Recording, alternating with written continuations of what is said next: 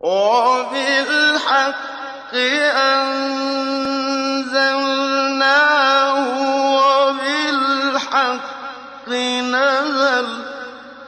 وبالحق نزل وبالحق نزل سلسلة رمضانية يومية يتجدد فيها اللقاء حول أسباب النزول في القرآن الكريم.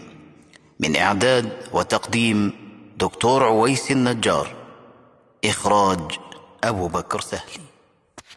بسم الله والحمد لله والصلاة والسلام على رسول الله سيدنا محمد وعلى آله وصحبه ومن والاه، وبعد. فيا أيها الإخوة المؤمنون، الحمد لله الذي بنعمته تتم الصالحات، فقد انتهينا من السلسلة الرمضانية لهذا العام على خير وبخير، فالحمد لله ثم الحمد لله.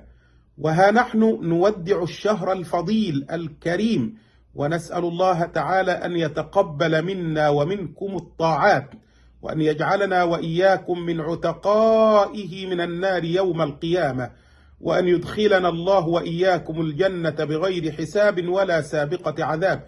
كما أسأل الله تعالى أن يحفظكم من كل مكروه وسوء يا رب العالمين. ولا تنسونا من دعائكم بظهر الغيب، ولا تنسوا الدعاء كذلك لمخرج هذه السلسلة، فقد تطوع بإخراجها بكل ترحيب وحب، فنسأل الله تعالى أن يجزيه وأهله عنا خيرا، وأن يسعدهم في الدنيا والآخرة.